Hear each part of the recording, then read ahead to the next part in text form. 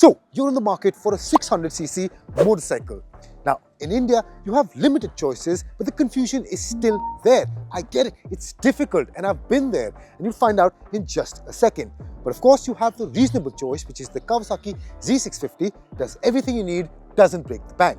Then you have the standout choice, which is the Honda CBR 650R, does everything an inline 4-cylinder is supposed to do, is reliable, and it sounds good while doing it and looks good too. But then you have the practical choice, the one that can do it all. That is the Triumph Trident 660. In my opinion, this is the all-rounder 600cc that you're looking for. It's fast, it's comfortable, it's easy to ride, it's a triple cylinder, so it sounds good, and it's decently affordable too. And why I can vouch for this one is because this is my Triumph Trident 660, has given me many miles of happy motoring. But of course, you always have that one choice, that fun choice, the one which doesn't make any sense, the one that's the most impractical of them all. Ladies and gentlemen, meet the Ducati Hypermono 698. And it is the 600cc which you buy when you want it to scare you. It is an absolute pleasure to ride and an absolute beast. But all that fun comes at a price. This costs 16.5 lakh rupees. So the objective of this video is pretty simple. All I want to do is see if the added price tag justifies the added fun. So let's get to it.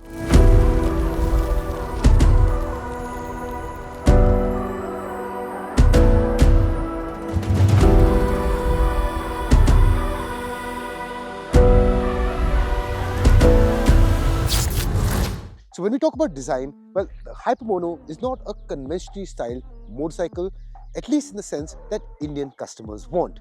They want a lower, hunkered down, a proper superbike design. This one is not it. This is a proper Supermotard, and we're slowly starting to get used to this kind of design, at least with the Enduro 390 and with the 390 SMC. And well, it's not a small or compact looking motorcycle. It looks big, it does attract attention, but they won't know that it is a Ducati. It's slim, it's tall, it's only available in one color shade in India, and it will take time for people to get used to this kind of design. And if you talk about some components, well, at the front you get 45mm Marzocchi fully adjustable forks. At the back you get a progressively linked Sachs fully adjustable monoshock. And well, as I said, it is a tall motorcycle. You get 235mm of ground clearance. You have a 904mm seat height. And well, it is going to be a bit tough for average Indian height riders.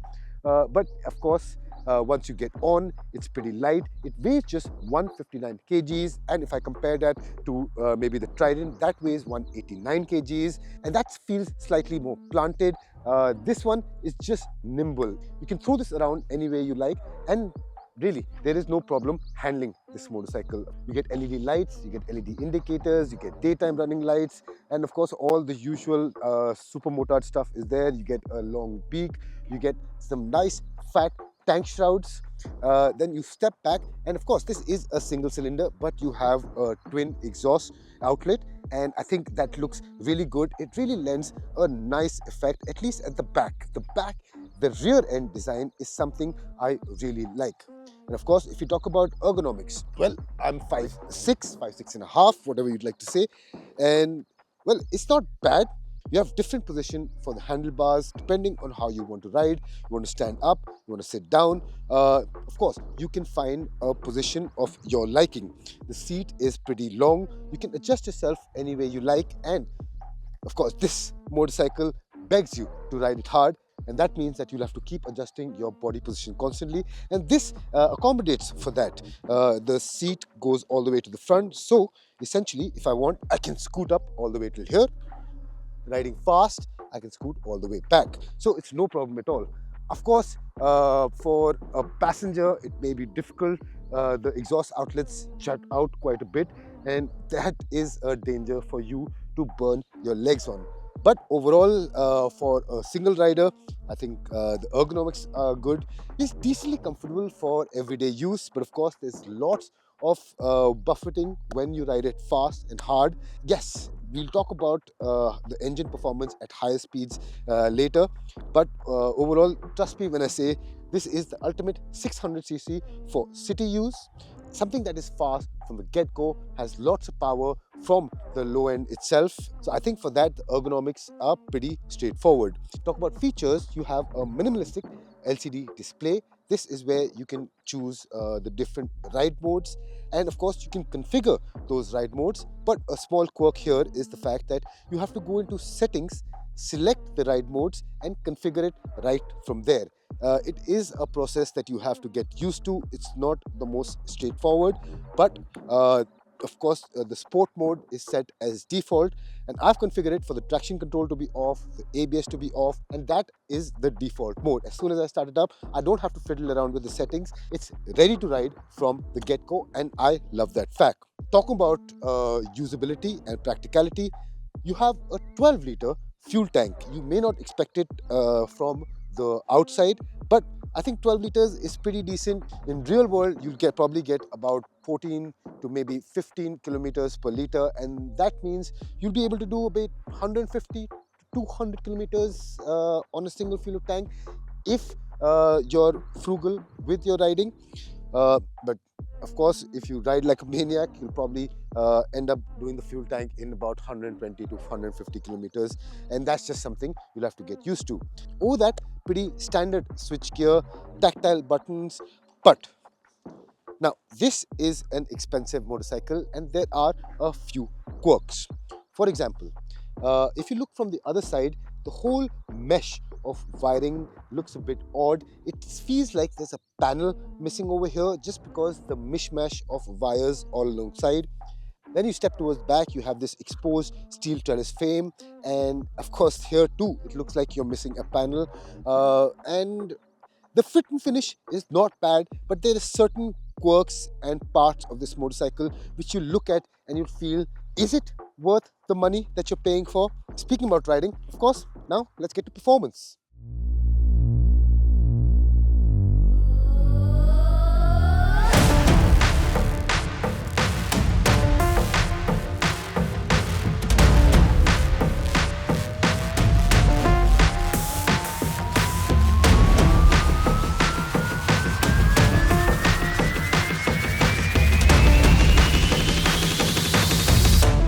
Alright, now let's finally get to the meat of the matter, which is the performance. Start with the engine.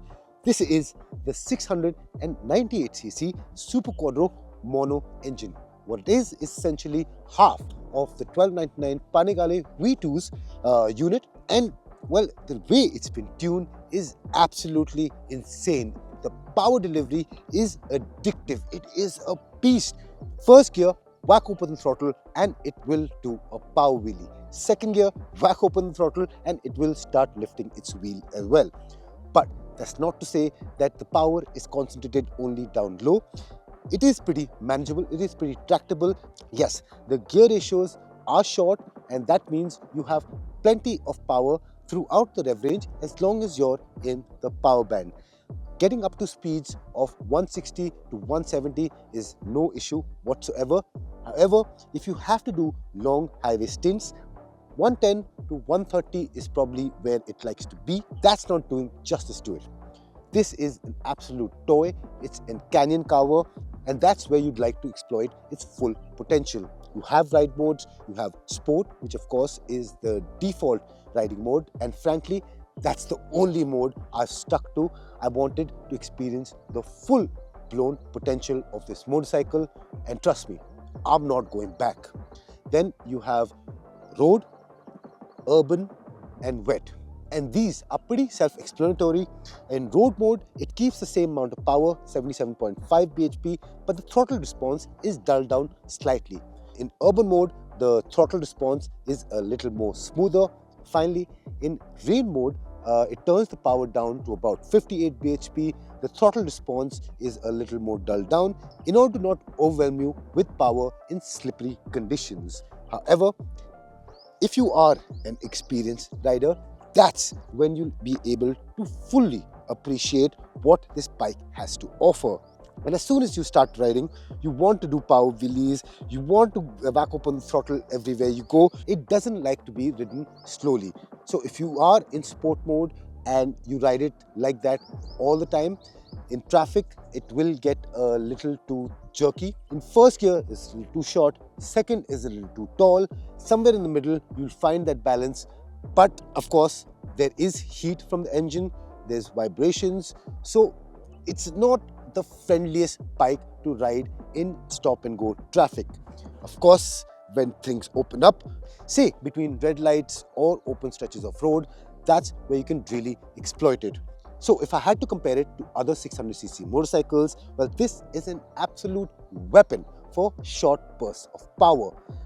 Other motorcycles like inline 4 or a triple will feel a lot more livelier, a lot more comfortable when you are higher up in the rev range. But when it comes to launching these motorcycles, this will leave them in its dust. That was speaking objectively. Now, if I talk a bit personally, if you ask the autoX team, my colleagues, well, they would say that I'm probably the wildest and the craziest rider between them, but this scares me as well.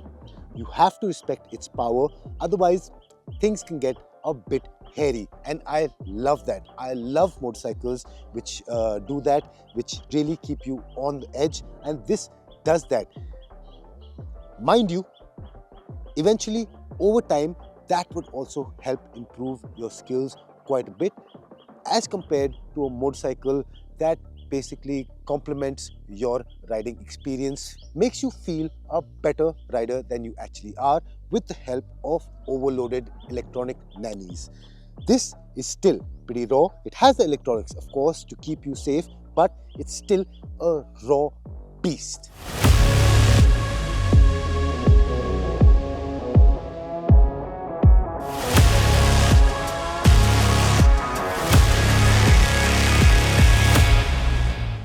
And then we come to the ride and handling, and as I mentioned, of course, at the front you get 45mm forks and Sachs fully adjustable monoshock at the back. You get 215mm of travel at the front and 240mm at the back.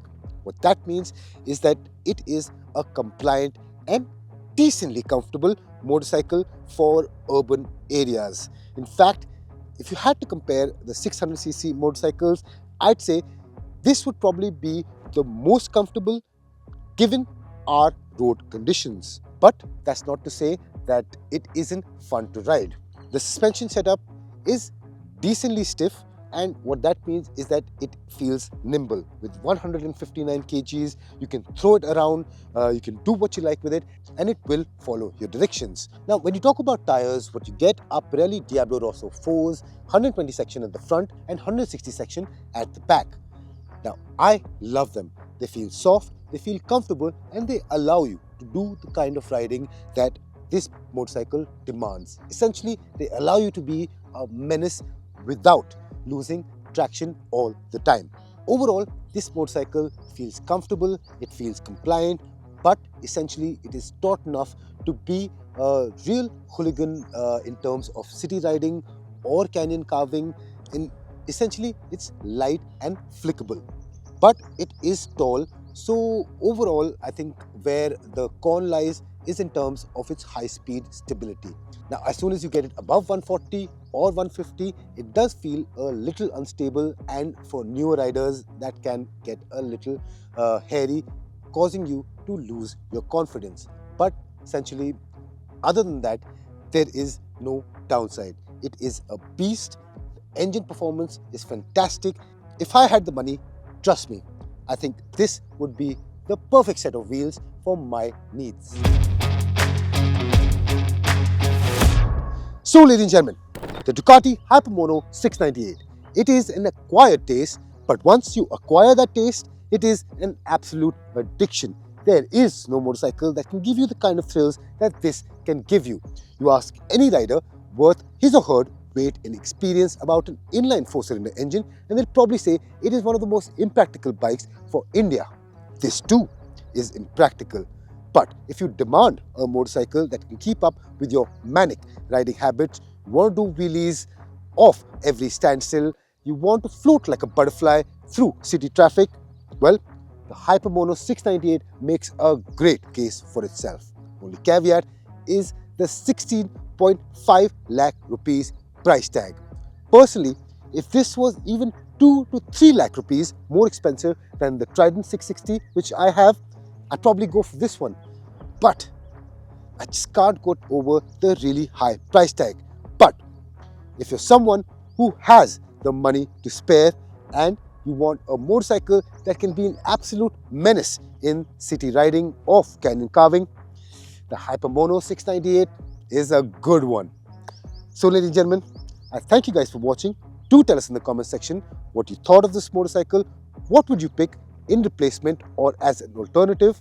And if you like this video, please, I request you to hit the like button, subscribe to our channel so that you don't miss out any of our reviews in the future.